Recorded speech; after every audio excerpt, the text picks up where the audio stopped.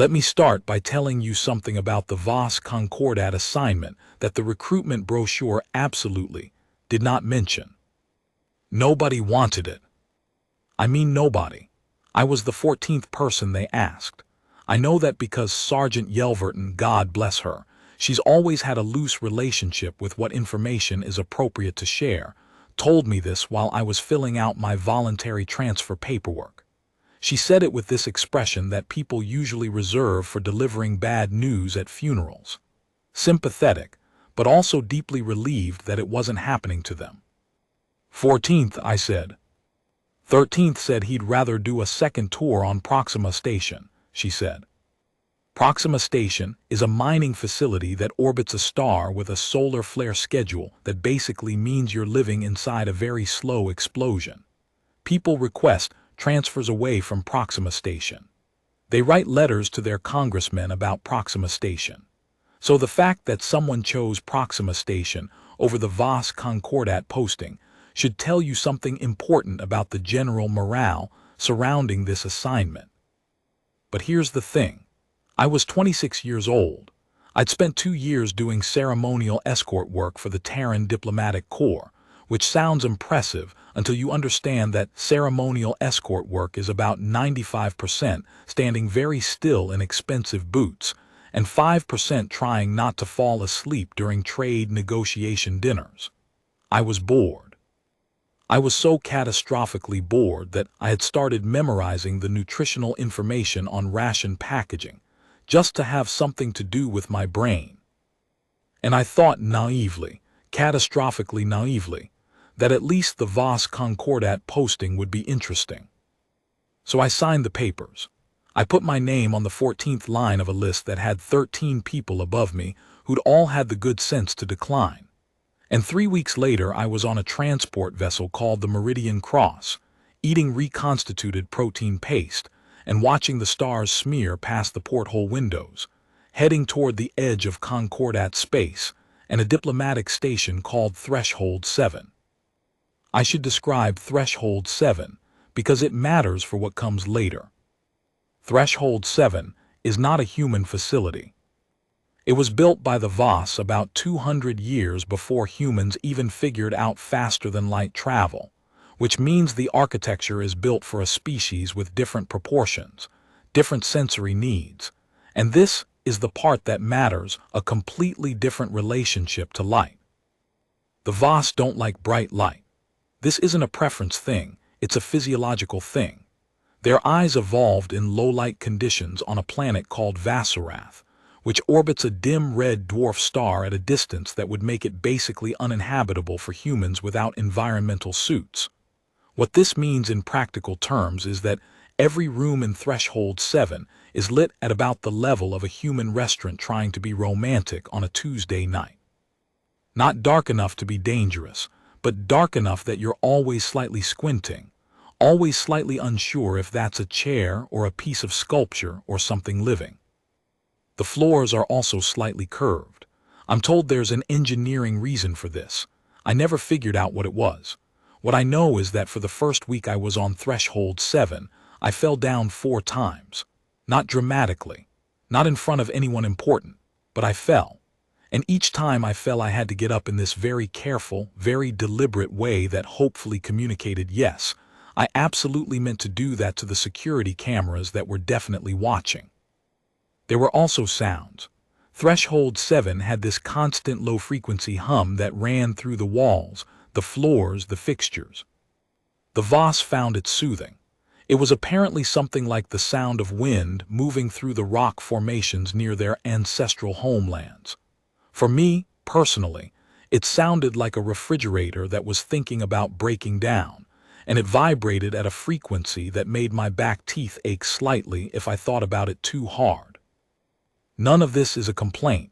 I want to be clear about that. The VOS had made extraordinary efforts to accommodate the human delegation. There was a wing of the station that had been specially prepared. Brighter lights, flat floors, furniture scaled for human proportions, a kitchen that could actually produce food that didn't taste like refined mineral extract. The VOS cultural advisors had spent what I was told was nearly 6 months researching human comfort requirements. They'd installed windows that looked out onto a generated view of something that looked vaguely like a forest, because apparently human psychological research says that humans need to see trees or we get anxious.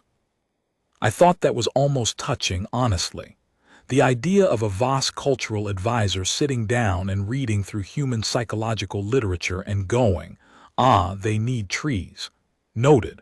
We will provide a simulation of trees." But I'm getting ahead of myself. My role on the assignment was straightforward, at least on paper.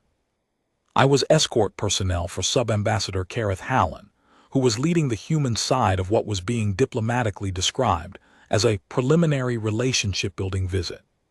In real terms, this meant that humanity and the Voss had been carefully circling each other for about 30 years, exchanging signals and messages and carefully worded communiques, and had now finally agreed to actually put people in the same room and see what happened.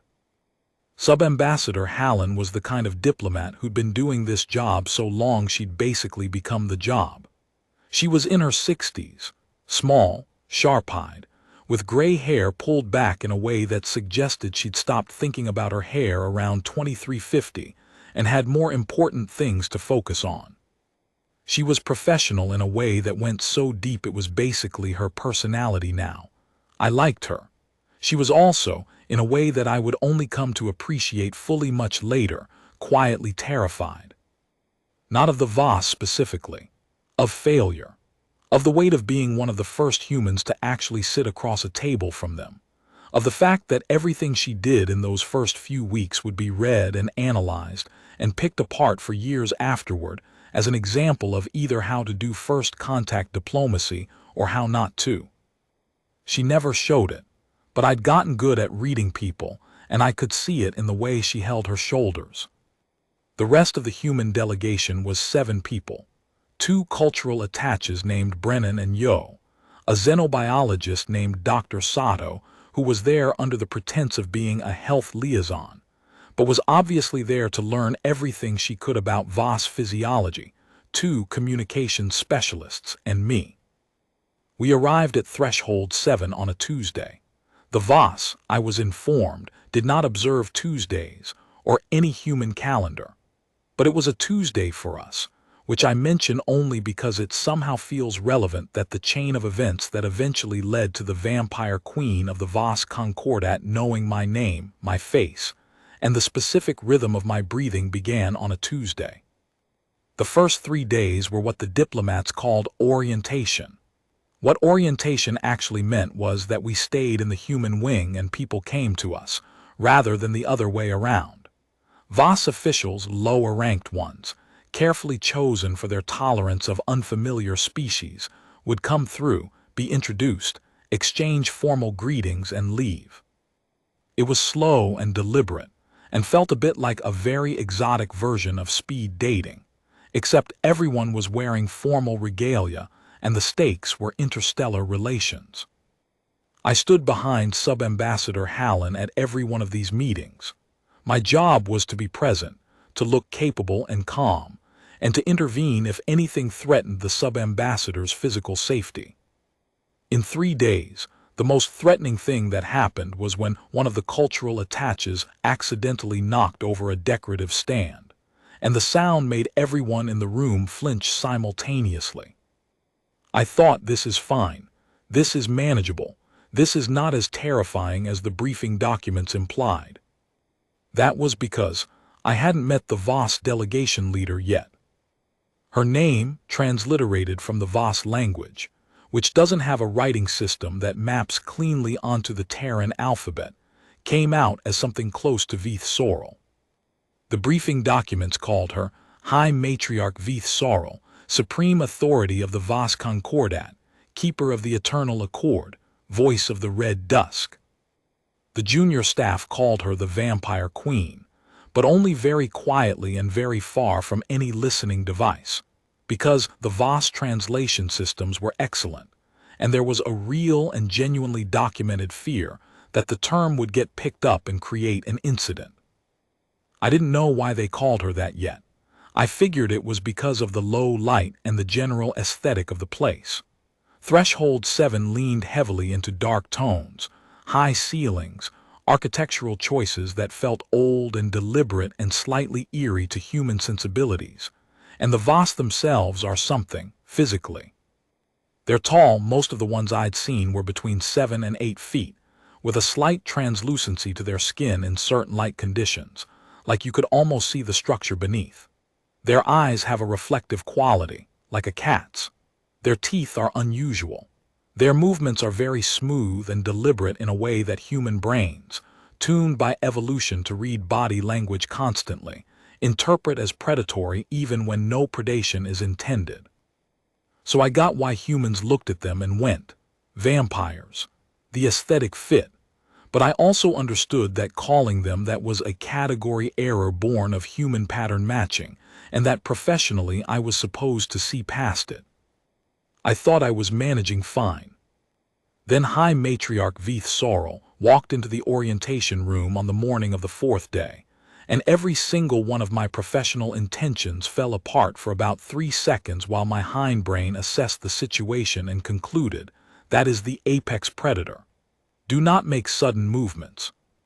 She was taller than the other Voss I'd seen, and she moved differently, not just smoothly, but with this quality of absolute certainty about where her body was in space at every moment, like she'd never in her life been uncertain whether her foot would meet the floor. Her robes were the deep red-black of something that has been red so long it's forgotten how to be anything else. Her hair, the Voss have hair, this surprised everyone, was white and long and braided with something metallic that caught the low light. Her eyes were the color of old amber. She looked at each of us in turn when she entered the room, very deliberate, very calm, like a professor taking attendance. When her eyes landed on me, they stayed there for 2 beats longer than they'd stayed on anyone else. I don't know why. I've thought about it a lot since. Maybe it was the height, I'm 6'2", which is on the taller end for humans, so I was closer to eye level with her than most of the delegation. Maybe it was something I was doing with my face. Maybe it was just random. But she looked at me. And then she looked away, and the formal greeting sequence began. And I stood very still behind the sub-ambassador and breathed through my nose and tried to look like a person who was entirely calm, and not at all processing the fact that the most powerful individual in the Voss Concordat had just looked at him like she was making a note. The formal dinner happened on the 7th night. I want to be specific about why I was at the dinner because it's a reasonable question. Escort personnel don't typically attend diplomatic dinners. We stand outside. We guard corridors. We look stern in hallways. The inside of the dinner is the diplomat's territory, not ours. But Sub-Ambassador Hallen had made a specific request, backed by Voss cultural advisors who'd apparently recommended it, that the human delegation's personal attendants and security personnel be present at the table, rather than stationed outside. The reasoning, as it was explained to us, was that Voss formal dinners traditionally included what might be translated as the full household, not just principals, but people whose presence indicated the weight and sincerity of the gathering. Showing up with just the diplomats and leaving the support staff outside would read, in Voss cultural terms, as something like arriving at a wedding but leaving your family in the car. So we were all at the table, all 9 humans, at a table that could seat 60, and had enough Voss dignitaries on the other side to almost half fill it. The table itself was extraordinary. Low light, obviously. The room was lit primarily by something that I think was a kind of bioluminescent element built into the centerpiece, which pulsed very gently at irregular intervals like a slow heartbeat. The food, and I use the term loosely, was arranged on flat serving pieces in geometric patterns that the cultural advisors had told us meant something significant in terms of respect and welcome. We'd been briefed not to rearrange anything and to eat carefully, which was its own kind of anxiety because Voss food is not designed for human digestion, and most of what we'd been offered was technically decorative from our perspective. The human catering team had quietly prepared actual human food in the kitchen and arranged it to look approximately like the Voss offerings, which I thought was a nice solution and also very funny in a way I absolutely could not express at the table. High Matriarch Veith Sorrel sat across the table from Sub-Ambassador Hallen, which was protocol, which meant she sat across the table from me, because I was seated just behind and to the right of the sub-ambassador. And here is where I need to be completely honest about something, because honesty is the only way this account is useful to anyone. I had been briefed on Voss formal dinner etiquette. I had read the documentation. I knew that looking directly at a Voss superior was considered a specific social signal, not necessarily aggressive, but weighted, communicative, meaning something that varied with context. I knew to keep my gaze in the general direction of neutral, which was about 15 degrees to the left of whoever I was sort of facing. I was doing this. I was doing it correctly. For almost an hour and a half I sat at that table and ate what I was supposed to eat and kept my expression professionally blank and my gaze carefully angled, and everything was fine. And then one of the Voss dignitaries, a middle-ranked official whose name I never did catch, made what was apparently meant to be a formal toast to the beginning of relations between humanity and the Voss Concordat. This was translated for us via the earpiece devices we all wore, and the translation was, in the official diplomatic rendering, "May the distance between our kinds grow shorter with each season of exchange, and may the understanding we build here outlast the stars we share." Which is lovely. That is a beautiful sentiment. I have absolutely no issue with it. But the translation earpiece I was wearing had, unbeknownst to me, developed a slight calibration drift over the course of the evening. Not enough to affect anything critical. Just enough to add about half a second of delay, and to render a couple of the Voss phonemes slightly wrong, and to produce, in my ear, what I heard as, "May the distance between our kinds grow shorter with each season of exchange, and may the understanding we build here outlast the stars we share. And also your food is very small and we find this concerning." Now, I want you to understand that I knew, on some level, that this was wrong. I knew the earpiece had been having issues. I knew that the Voss dignity system would not typically include commentary about portion sizes in a formal toast. But I had also been sitting at this table for 90 minutes being extremely tense and professionally calibrated, and the sentence I heard was so specific and so unexpected that it cut straight through my professionalism and landed directly in the part of my brain that finds things funny. And I didn't laugh. I am proud to say that I did not laugh. I bit the inside of my cheek, I looked at the table, I took 3 controlled breaths and I brought myself back. But I smiled. For about 1.5 seconds I smiled. Not a big smile, not a visible, audible, disruptive smile.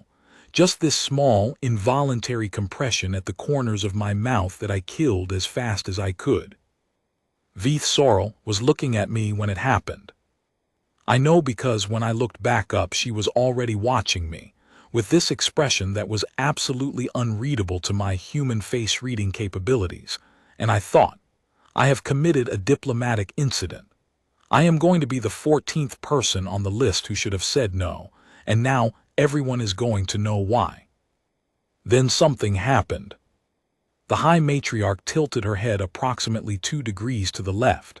She said something, one word low in Voss, addressed to the official who had just given the toast. The official answered. The High Matriarch said something else. The official looked at me and then back at her and then made the Voss equivalent of a nod. Through my earpiece, with its half-second delay, I caught this. The High Matriarch had asked, "What did the human smile at?" The official had said, "Unknown, possibly the toast." The High Matriarch had said, "No, the toast was not amusing, ask the translation technician." About 40 seconds later, a very quiet message was sent to our delegation's translation coordinator, who quietly pulled up the calibration log from my earpiece, realized the error, went pale, and typed a message to Sub-Ambassador Hallen that I could not see but could infer from the Sub-Ambassador's micro-expression. Oh no. The Sub-Ambassador leaned back slightly and said, just loud enough for me to hear, "Corporal, what did your earpiece tell you just now?" I said very quietly, something I'm fairly sure wasn't accurate, Sub-Ambassador. What specifically? I told her in a whisper, as quiet as I could manage. Sub-Ambassador Hallen's face did something complicated. She blinked twice. Then she said, "Oh, for the love of," and stopped herself, because we were at a diplomatic dinner, and turned back to the table. Across the table, Veith Sorrel was still watching. What happened next is the part that ended up in about 14 different official reports, 6 cultural analyses, and 1 paper in a xenodiplomacy journal that I'm told is now used in training programs. Sub-Ambassador Hallen made the call that the correct response was transparency. I still think this was the right call.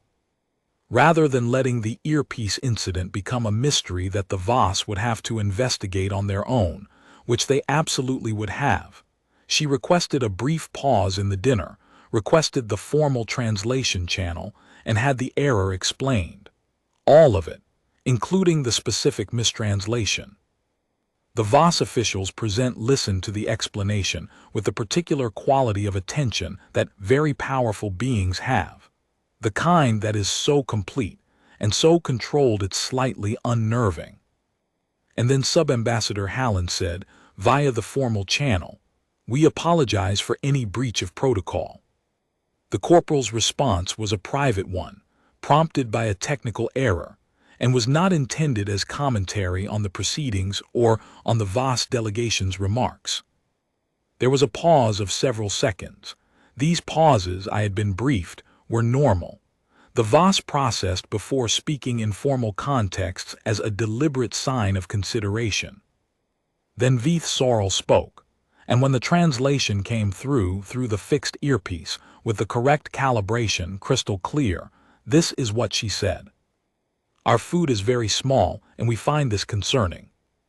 Repeated back, verbatim, delivered with the absolute, perfect stillness of someone who had spent centuries controlling every inch of their expression. Then she did something.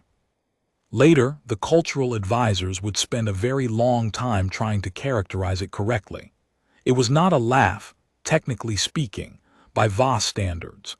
It was more of an expulsion of air that carried a specific frequency associated with, in their physiological terms, unexpected pleasure at something surprising and absurd. It lasted about 3 seconds. But to every human at that table, it sounded exactly like a laugh. Not a polite diplomatic laugh, a real one, brief and surprised and quickly contained, but real. The VOS officials around her went very still in a way that suggested this was not a common occurrence. Sub-Ambassador Hallen's face did something that I can only describe as a person rapidly reassessing everything they thought they knew about the next 3 weeks. And Veith Sorrel looked at me across the table, and her expression settled into something that I couldn't read, but that I would later come to understand was the VOS equivalent of interesting. That was the moment. That was it.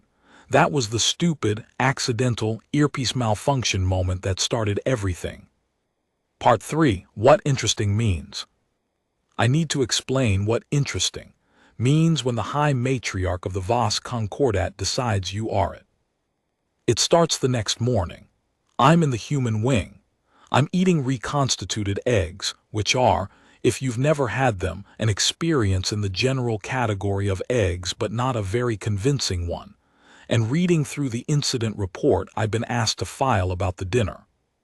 This report is, professionally speaking, one of the more uncomfortable things I've ever had to write, because the summary section required me to write the phrase, "Corporal Calloway experienced an involuntary amusement response," and I had feelings about that phrasing. Brennan, one of the cultural attaches, comes in and tells me that there's been a request from the VOS delegation. "What kind of request?" I ask. The High Matriarch wants to include you in the next session, he says. The cultural exchange session scheduled for this afternoon. She asked for the human delegation to include the tall one who found something funny. I stare at him. She specified me. She specified the tall one who found something funny. You are the tall one, and you are the one who found something funny, so. I put down my reconstituted eggs. Brennan, I say, I'm escort personnel. I'm not a cultural attach. I don't have training for cultural exchange sessions. I know, he says. Sub-Ambassador Hallen knows. The Voss cultural advisors know. Nobody seems to feel like they're in a position to tell the High Matriarch no. I think about this for a moment. Am I being given a choice? I ask. Brennan thinks about it with the expression of someone who respects me too much to lie outright. Not really, he says. So I go. The cultural exchange session is held in a room on the Voss side of Threshold 7 that I've been told is one of the older sections of the station, built when the station was first constructed, preserved carefully in its original form. The walls have a texture that looks like stone but isn't, built to evoke the rock formations of Vassurath. The light is even lower than the rest of the station. The air is slightly cooler. There are 8 Voss in the room when I arrive with Sub-Ambassador Hallen and Brennan. Veith Sorrel is among them, seated in what is clearly the primary position, not elevated exactly, but central, with the room arranged in a way that makes her centrality obvious without being ostentatious. Around her are advisors and officials, whose ranks I don't know well enough to read. The session is structured as an exchange. Human representatives speak on some aspect of human culture or experience. The Voss representatives respond with parallel or contrasting information from their own tradition. The cultural attaches have prepared specific topics. It's organized and careful and professional. I am not prepared to speak on anything. I am there because the most powerful being in the Voss Concordat asked for the tall one who found something funny.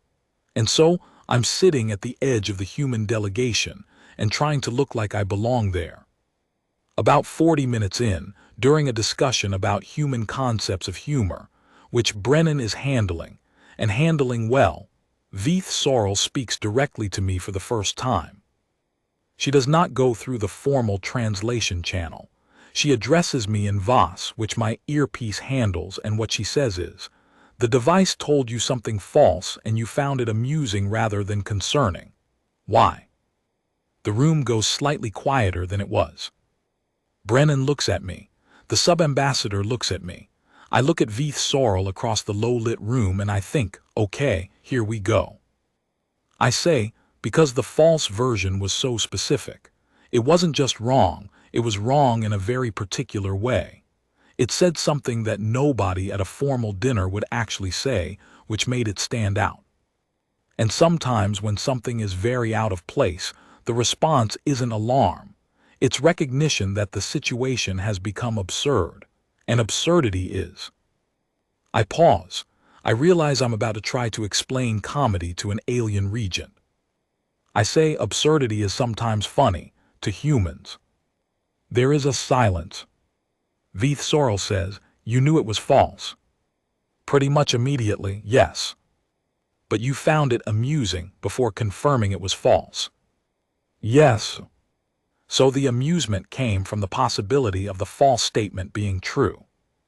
I think about this, sort of, it came from the image, the idea of someone standing up at a formal interstellar dinner and saying, "Your food is very small and we find this concerning." That's, yeah, the image was funny. Another silence. The advisors around her are very still. Veith Sorrel says, "We do find your food portions very small." And something in the way she says it, the absolute straight-faced delivery, the careful neutrality, and the fact that she is repeating back exactly the sentence that started this whole thing, hits me in exactly the same place as the earpiece had the night before. I hold it together, but I know, from the slight shift in her expression, that she can tell I'm holding it together, and that she knows the difference between me controlling it and me not finding it funny. She says, "You're preventing the response." It seemed appropriate, I say, given the setting. Why? I look at her, I consider the question. I say, because I wasn't sure if it would be welcome. She considers this for what feels like a long time. Then she says, in a tone that carries no particular inflection, "You may continue preventing it, but you should know, the response itself was not objectionable."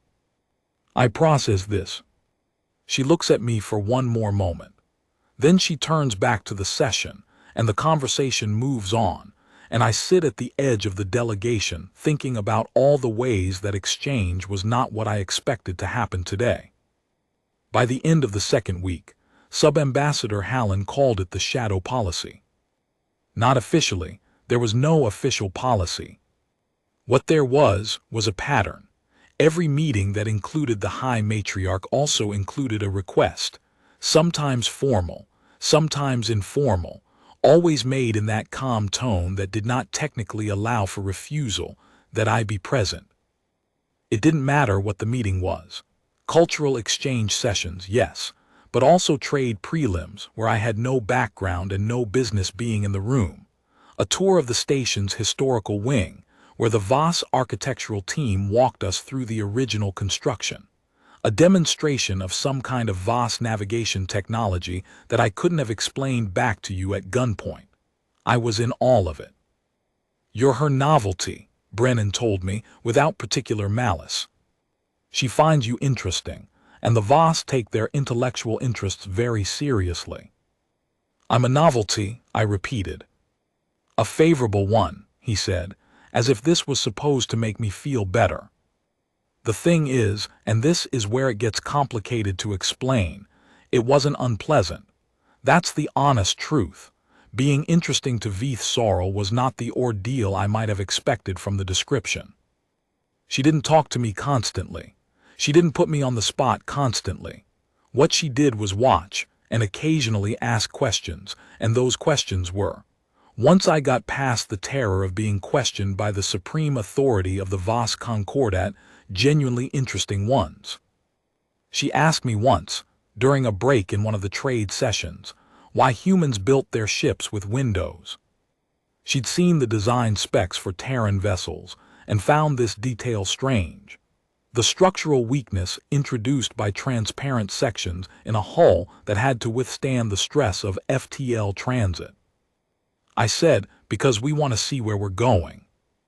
She said, "You have sensors for that." I said, "Sensors tell you where you are. Windows tell you what it looks like. It's different." She looked at me for a moment, then she said, "Explain the difference." I thought about it, I said. "Sensor data is information. Looking out a window is experience. You can know your speed and heading and position from a readout, but watching stars blur when you go to FTL, that's something else. Humans need that. The knowing isn't enough. We need to see." She thought about this for a long time. Long enough that I was starting to wonder if I'd said something wrong. Then she said, "Vassarath has very little visible light at the surface. Our ancestors navigated by sound and tremor. We did not build observatories until we developed the technology to amplify available light. By that point, our relationship with vision was different, functional rather than experiential." I said, "That might explain why the station is lit the way it is." She said, "We built it for us." "I know," I said. I wasn't criticizing." She said, "I know." And the way she said it was, I don't know how to characterize it exactly. Not warm precisely, but not cold either. Something more like the tone of someone who is used to being misunderstood and has clocked that the misunderstanding is not happening right now. I started to understand around this time that the Voss are not actually a humorless species. They're just precise. They find absurdity funny, as it turns out. They also find irony funny, and understatement, and the specific comedy that comes from watching someone or something behave in a way that contradicts their own rules. What they don't find funny is the kind of humor that relies on shared assumptions, because the Voss are deeply skeptical of assumed shared understanding. They'd rather build the understanding explicitly and then be funny about it. Which I'll say actually makes a lot of sense as a comedy philosophy. It's rigorous. It's earned. Veith Sorrell told me this once in those terms and then said, "Your earpiece gave you information that violated the rules of the context. The information was false, but its falseness was structured. It followed the grammar of a toast while saying something a toast would not say.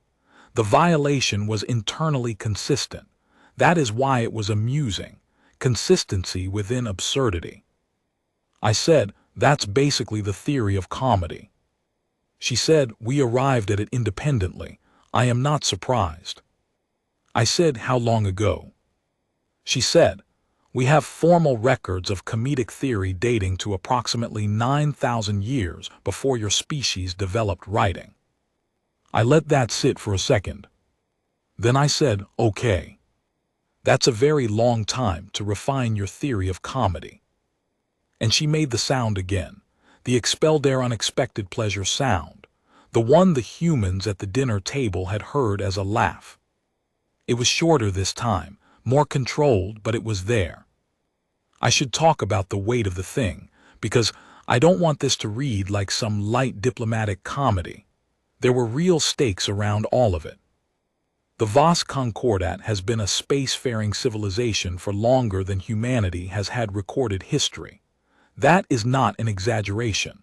By the time the Roman Empire was building aqueducts, the Voss were 3 centuries into interstellar colonization. By the time we discovered FTL, they had diplomatic relationships with 43 distinct civilizations, most of which humans hadn't even established contact with. Veith Sorrell specifically had been in her position, High Matriarch, Supreme Authority, for 112 years. The Voss are long-lived. She was not elderly by their standards, but 112 years of leading a galactic-scale civilization means she had more experience with first contacts, with diplomatic successes and catastrophic failures, with the weight of decisions that affected billions of lives, than every human diplomat who had ever lived combined. I was 26 years old. I had been in the diplomatic escort corps for 2 years. My biggest prior achievement was successfully de-escalating a situation at a trade dinner on Kepler Station, when a Henthali delegate spilled a drink on a Terran senator, and both parties needed to be talked down from making it worse than it was. This was not the same category of thing. And yet there I was, and there she was, and for reasons that I have never been fully able to explain, not to the cultural analysts, not to the diplomats, not to myself, she kept asking for me specifically, not instead of the proper diplomatic personnel, always alongside them, but me specifically, consistently for 3 weeks. The cultural advisors eventually settled on an explanation, which I'll try to represent fairly. Their conclusion was that for Veith Sorrell, after 112 years of formal diplomatic interaction, the dinner moment, the small involuntary smile, the clearly surprised and controlled amusement response, was the first time in this specific first contact that she'd seen something that felt, in her words, honest. The diplomatic process is necessarily artificial. Both sides show their most controlled, most considered, most carefully managed faces. That's what diplomacy is, the managed meeting of interests and worldviews, buffered by protocol. There's value in it. It's not insincere exactly, but it is performed. A diplomatic escort who smiled for 1.5 seconds at a bad translation, and then looked immediately mortified about it, was not performing anything. That was just a person, being a person, in the middle of a very high-stakes event. And apparently, for Veith Sorrell, who had been in formal diplomatic contexts for most of a century, that was interesting in a way that was very specific and very valuable. She told me something like this once, not exactly in those words, but she said, "The documents and the speeches are what your government wishes us to know about humanity. You are not a document. You are harder to compose." I said, That's either a compliment or a warning. She said both. I want to be clear that my job didn't stop being my job. I was still escort personnel. I still did the things escort personnel did. I monitored environments. I tracked exits. I maintained situational awareness. I reported anything that seemed off. The difference was just that I was doing this in rooms I wasn't supposed to be in, next to a person I wasn't supposed to be next to. There were also moments that were uncomfortable isn't quite the right word. Charged, maybe. Moments where the weight of what was actually happening in these rooms was very present. One afternoon, about 2.5 weeks in, the session shifted from cultural exchange to something harder, a preliminary conversation about one of the contested territories. There's a region of space, not far from the outer edge of human expansion, where several civilizations have overlapping claims or interests. The Voss have deep historical ties to it. Humans had established several research stations there in the past decade, without fully understanding the weight of that territory to the Voss. It wasn't hostile territory, technically, but it was the kind of thing that, handled wrong, could become hostile. The conversation that afternoon was one of the hardest I watched. Sub-Ambassador Hallen was at her best, careful, clear, genuinely listening. The Voss counterparts were precise and measured. But underneath the diplomatic language there was real tension, the kind that comes from one side feeling that something important to them had been encroached upon, and the other side understanding the encroachment only belatedly and incompletely. I watched Veith Sorrel during this session. Not conspicuously, but I watched. She was extraordinary to watch when the stakes were real. Every word was placed exactly. Her advisors clearly operated on the expectation that each thing she said meant something specific, and that their job was to correctly convey it rather than to interpret it. She had the kind of authority that doesn't need to be demonstrated, it's just there, like the weight of a planet. But there was a moment, mid-session. The human diplomatic team was presenting a proposal for a gradual, collaborative research partnership in the contested territory that would acknowledge Voss historical interest while allowing continued human scientific work. It was a good proposal. Hallen and her team had worked on it for 2 years before this trip. Veith Sorrel listened to the entire presentation. Then she was silent for the standard processing pause. Then she said something in Voss, addressed to her own team, that my earpiece rendered as, "They have tried to understand before bringing the question to the table. This is not what I expected." Her chief advisor said something back, something that seemed questioning. Veith Sorrel said, "No, I am not displeased. I am noting the difference between what I expected and what is happening." She said this quietly, and she said it in Voss, and she clearly knew the human earpieces would catch it. She wasn't pretending not to be heard. She was being deliberately transparent, using the translation channel to make a statement she could have made directly, but chose to make in this sideways way that allowed it to land differently. After the session, Sub-Ambassador Hallen found me in the corridor and said, quietly, "Did you follow that?" "The Voss channel, yes, Sub-Ambassador." "Good, file it separately." She paused. "She's doing something. She's been doing something for 2.5 weeks. I haven't fully parsed it." "I think she's seeing if we're worth talking to," I said. Hallen looked at me. "I think you're right." A pause. "You've been spending a lot of time in her sessions." "By her request, Sub-Ambassador." "I know." Another pause, the kind where someone is figuring out how to say something. "You should know that I haven't been asking you to hold back because I think you're out of your depth. I've been asking you to hold back because I want you to have room to respond naturally. Do you understand what I'm saying?" I thought about it. "You want me to keep being whatever she finds interesting." "I want you to keep being yourself," Hallen said, which might have sounded like a platitude except that coming from her it was clearly a strategic instruction. Whatever that is to her, it's working. The incident in the archive is the one that ended up in the Xenodiplomacy Journal article. I want to give you the accurate version because the journal article, while not wrong, sanitizes some of the specifics in a way that loses the texture of it. Threshold 7 has an archive. This is a section of the station that contains historical VOS records going back thousands of years, not stored digitally, at least not in the beginning, but encoded in a medium that looks something like deep amber, preserved at extremely low temperatures. It is an extraordinary thing. The cultural attaches nearly vibrated out of their shoes when they were shown it. On the 22nd day of our visit, the High Matriarch arranged a tour of the archive for the full human delegation. This was, we were told, unprecedented.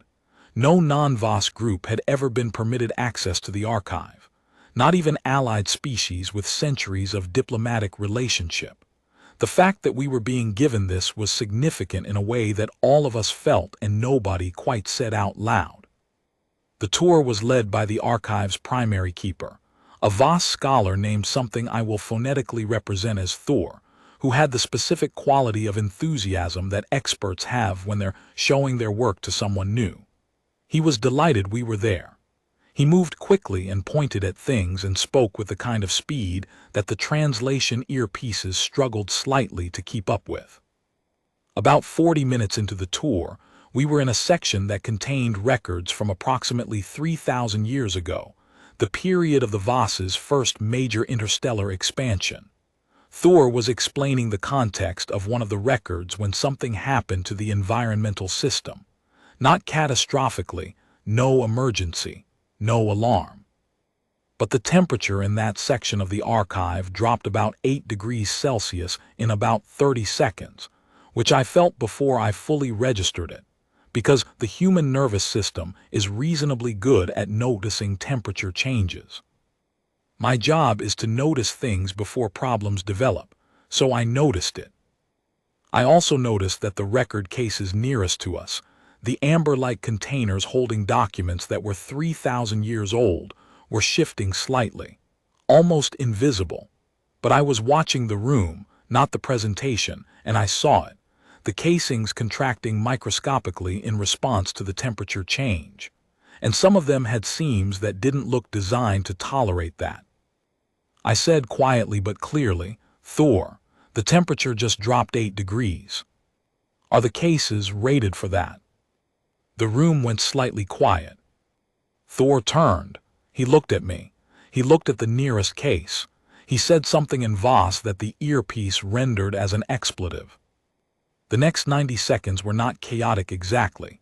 VOS don't do chaos, but they were very fast. Thor activated some kind of override to the environmental system, spoke rapidly to 2 assistants who were apparently stationed along the tour route, and the delegation was gently but very firmly moved away from that section of the archive toward a holding area where the temperature was stable. 3 of the cases had developed hairline stress fractures in the seaming. The records inside were undamaged. The environmental system had been experiencing a cooling fault that the automatic monitoring hadn't flagged yet. Nobody was hurt. Nothing was destroyed. It was, ultimately, a minor malfunction that was caught early. But caught early because an escort personnel with no archival training and no reason to be watching the room temperature had been watching the room temperature, because that's what escort personnel do. Veith Sorrel had not been on the tour. She received the report afterward. 2 hours after the incident, I received a request, formal, through proper channels this time, to attend a meeting with the High Matriarch in one of the smaller conference rooms. I went. She was alone except for one advisor. This was, I was told later, unusual. The High Matriarch rarely met with anyone without a full complement of advisors present. She said, "You noticed the temperature change?" "Yes, High Matriarch." "Before the monitoring system." I was watching the room. The monitoring system was watching the data feeds. "What is the difference?" I said, "I was in the room. The system was observing it from outside." She considered this. Then she said, "You were watching for threats." "That's my job, yes." But you watched for this kind of threat, the environmental kind, not the people kind. There weren't any people threats, I said. The room was safe, so I watched for whatever wasn't safe. She looked at me for a long moment. She said, "The records in that section are 3,400 years old. They cannot be reproduced. They document the founding agreements of our earliest interstellar colony, a settlement that no longer exists. The people who made those agreements have been dead for 3 millennia, but their words are there, if those cases had failed." She stopped, not because she couldn't finish the sentence, because she chose not to. I said, "I understand, High Matriarch." She said, "I don't think you do, not fully, but I think you understand that it mattered, that's enough." A pause. She said, "You noticed a small thing in a room full of large things, and you said it." I said, "It's a habit." She said, "It is a useful habit." A pause. "My people have been making interstellar decisions for 9,000 years. In 9,000 years, one develops patterns of attention. You have been attending to this space for 22 days, and you notice something my systems did not notice." I said, "I just..." "Do not minimize it," she said, quietly and without sharpness. "I am not flattering you. I am noting an observation. The pattern of attention matters. It determines what gets seen." I thought about that. Then I said, "What pattern of attention did your systems have that missed it?"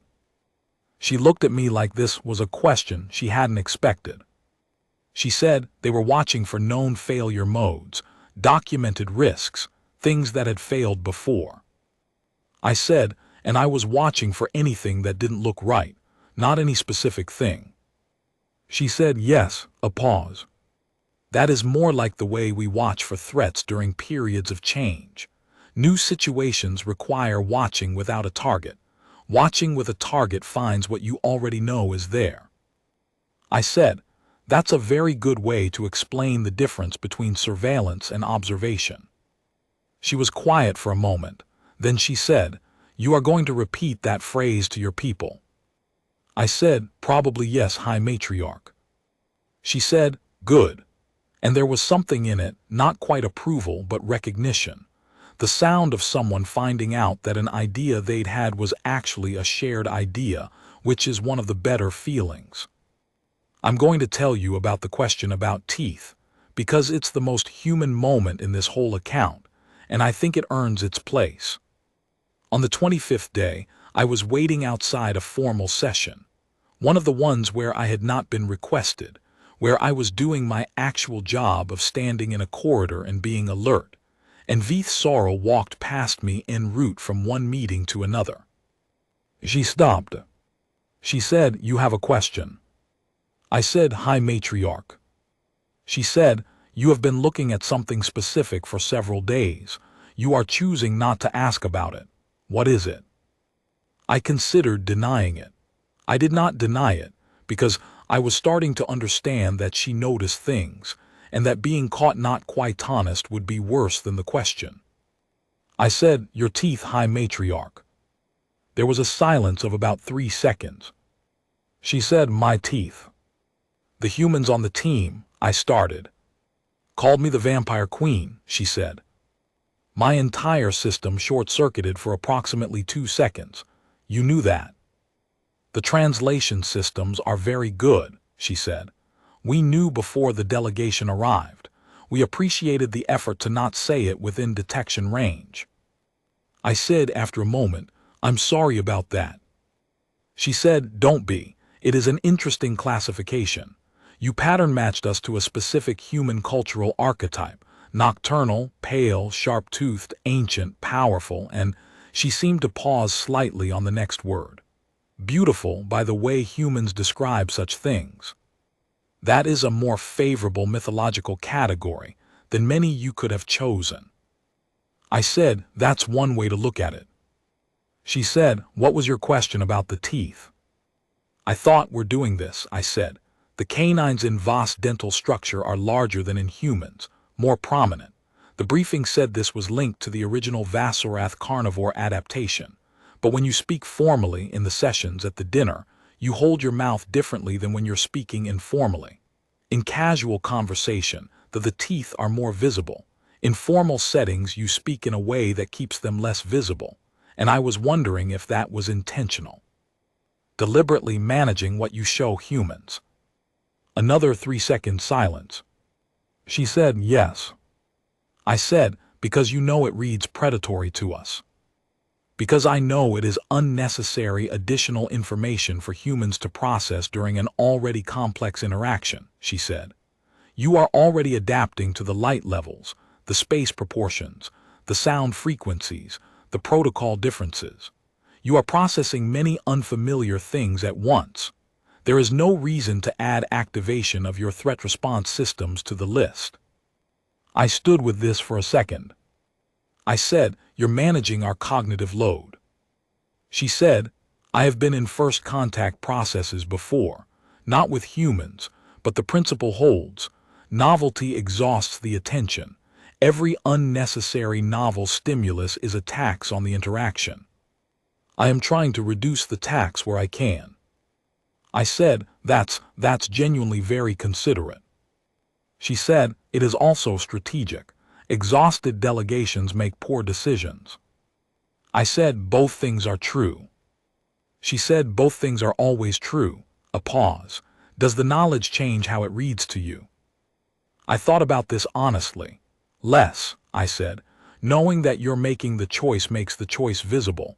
The shape is the same, but the meaning is different. She said, for us also.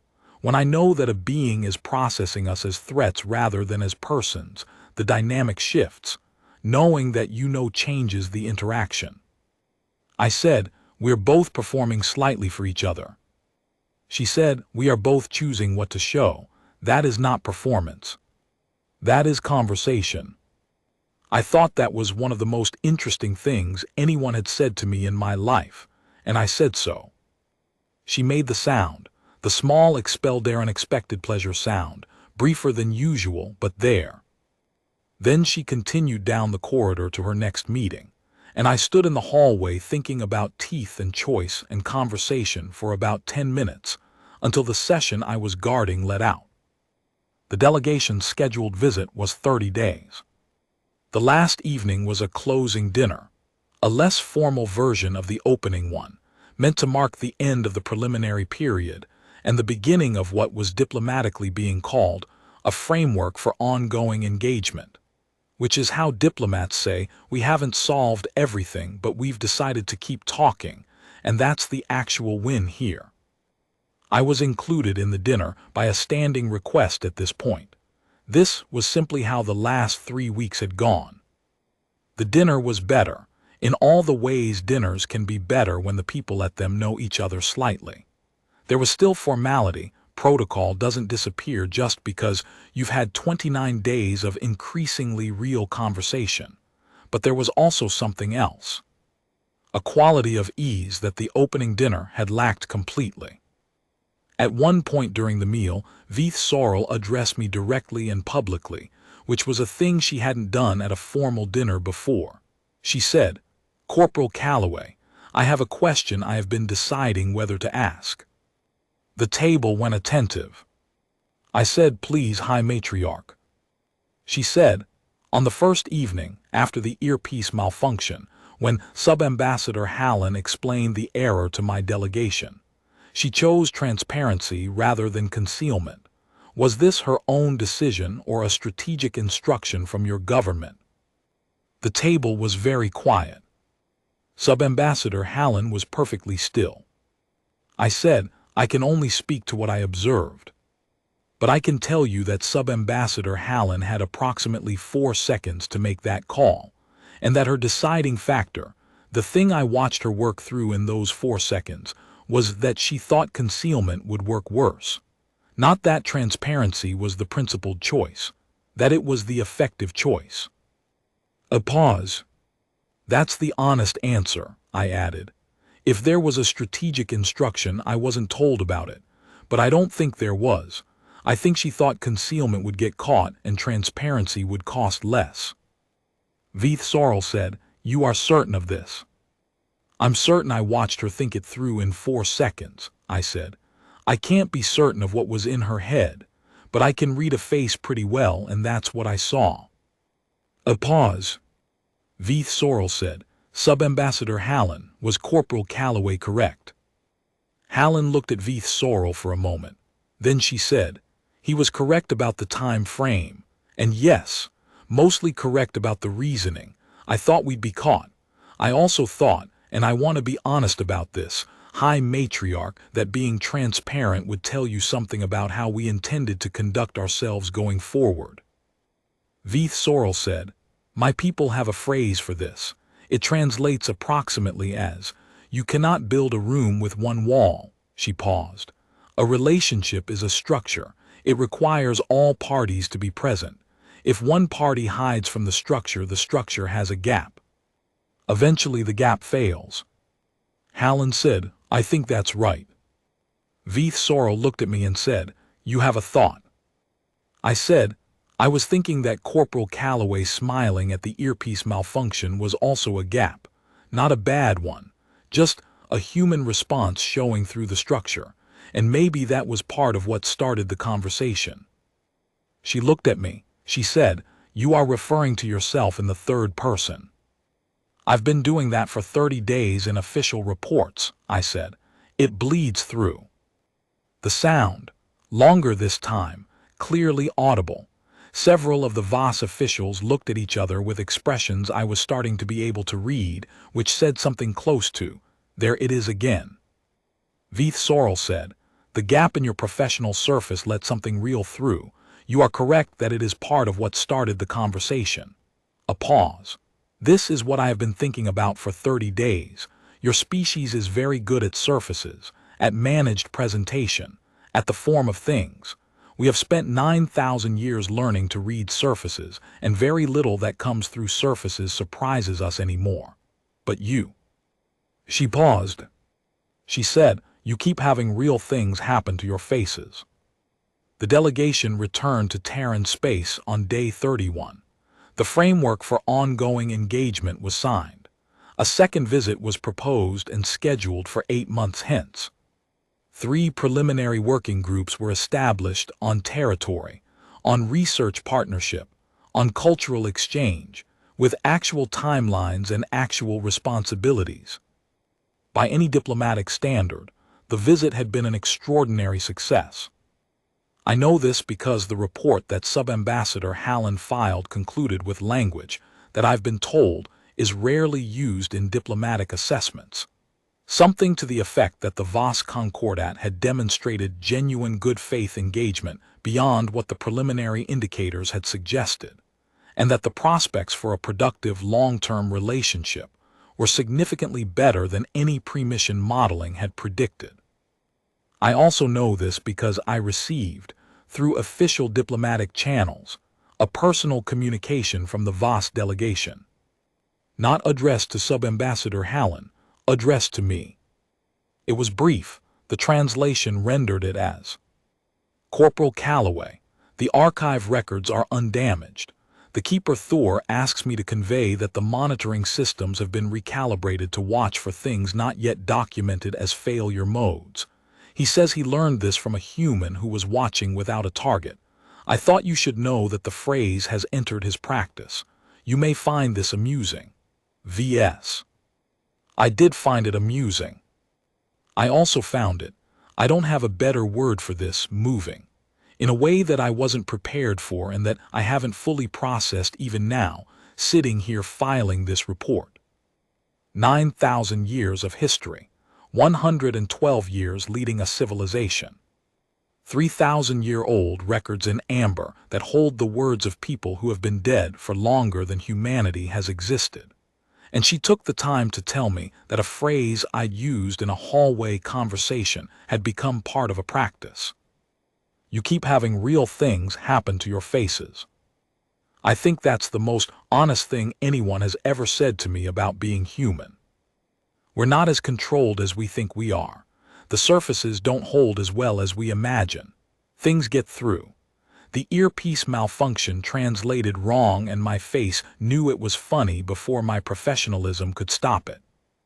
And maybe that's not a failure of discipline. Maybe that's the actual information. The thing that surfaces are specifically designed to hide, and that real contact requires showing. I'm still trying to work out what it means. I suspect I'll be working it out for a while. 8 months later, Sub-Ambassador Hallen's team returned to Threshold 7. I was on the manifest, this time not as a 14th choice voluntary transfer. I was specifically requested, formally, through diplomatic channels, by the VOS delegation. The request used my name. There was a different energy to the second visit.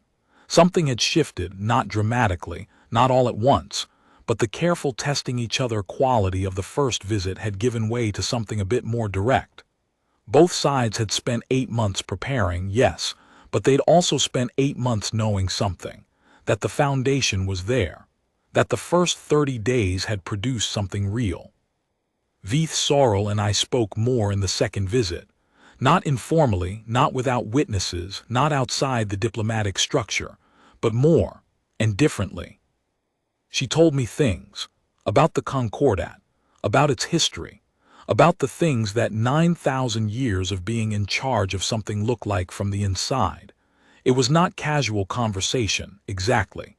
It had the quality of someone who has been careful for a very long time, deliberately choosing to be less careful in a specific limited way. I told her things too, about the core, about what it's like to be 26 and standing in rooms full of decisions that have been building for decades, about the specific loneliness of being escort personnel, always present, never quite participating, watching things happen at close range without being part of them. She said, "That sounds like leadership." I said, "How so?" She said, "You are present for the action. You are responsible for its safety. You do not control it, but you enable it. And you watch, which means you know things the actors don't know." I said, "That's a generous interpretation of standing in hallways." She said, "I have stood in rooms for 112 years, managing processes I could not directly participate in because my participation would have changed the nature of the process. What you call standing in hallways I call being the constant in a system of variables." I said, "I'm going to have to write that down." She said, "Yes, you are." On the last day of the second visit, she said something to me that I have not put in any official report, and that I'm including here because this is the full account, and the full account should have it. She said, "Your visits will become more frequent. This is not a diplomatic statement. It is a fact that I am communicating to you so that you can prepare for it." I said, "High Matriarch." She said, "The Concordat will accelerate the timeline of engagement. I have made this decision. It will take time to be visible in the official channels, but it is made." A pause. "I am telling you because you noticed the temperature change in the archive when the systems did not. And because the way you hold your face when you are trying not to find something funny is one of the most interesting things I have observed in a very long time. And because..." She stopped. She said, "We have a concept, in VOS. It doesn't translate cleanly, but the closest rendering is the value of a witness. The idea that a relationship to be understood requires a perspective outside both parties, someone who watches without participating, someone present to all of it but owned by none of it." A pause. "I am the supreme authority of the VOS Concordat. I do not have many things that are not managed by my position. The first 30 days of your visit were the most genuinely unpredictable 30 days I have experienced in decades, because you were in the room." I said, "I don't know what to do with that, High Matriarch." She said, "You don't need to do anything with it. I am noting it. You should know that the meetings you have been in were better for your presence, not because of your function, because of what you are." I was quiet for a moment. I said, "I smiled at a bad translation." She said, "You smiled because the false thing contained an absurd truth. Your food portions are very small. We do find this concerning." The sound again. I have been thinking about that sentence for 8 months. I said, We've added more variety to the menus since the first visit. She said we noticed, a pause still small. I laughed. Not the controlled version, not the professional expression management version.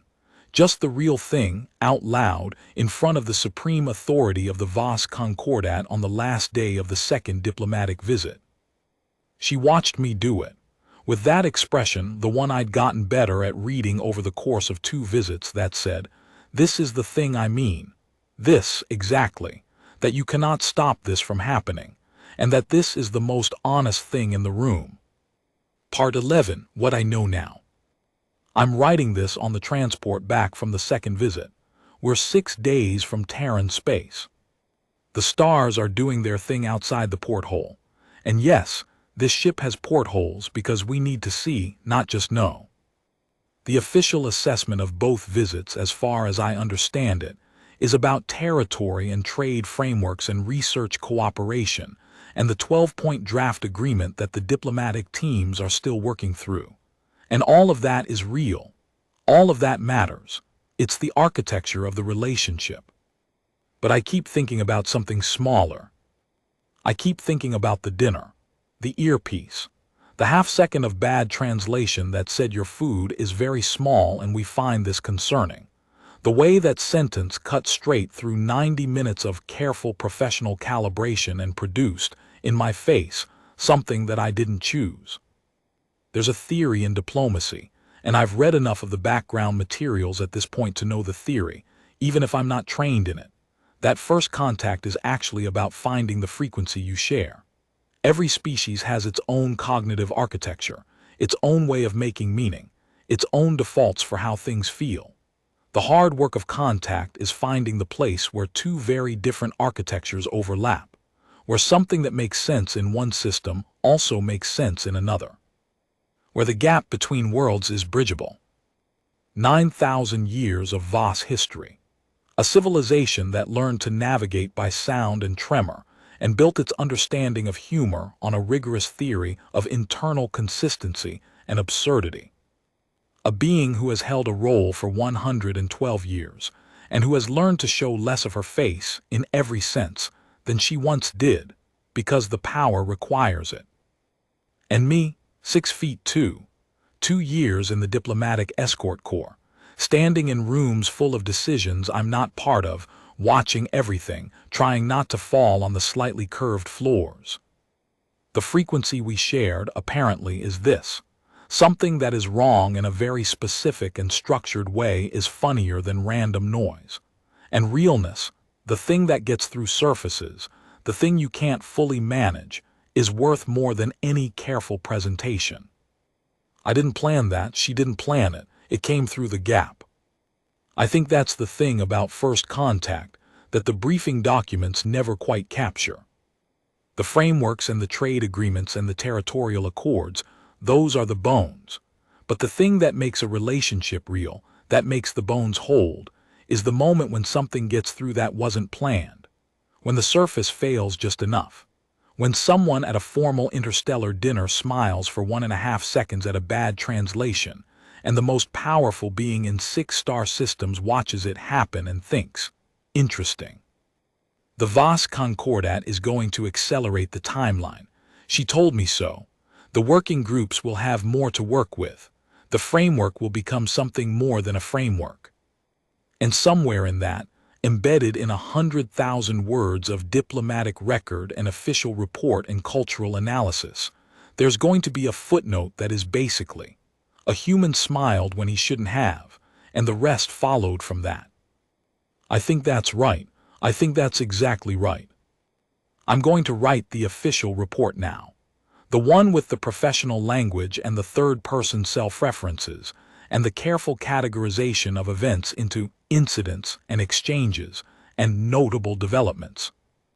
But this is the real version. This is what actually happened. My earpiece mistranslated a toast. I smiled. She noticed. She decided I was interesting. And 9,000 years of Vos history made room for the first genuine conversation with a 26-year-old escort personnel from Earth who had no business being in any of those rooms, but kept noticing the temperature.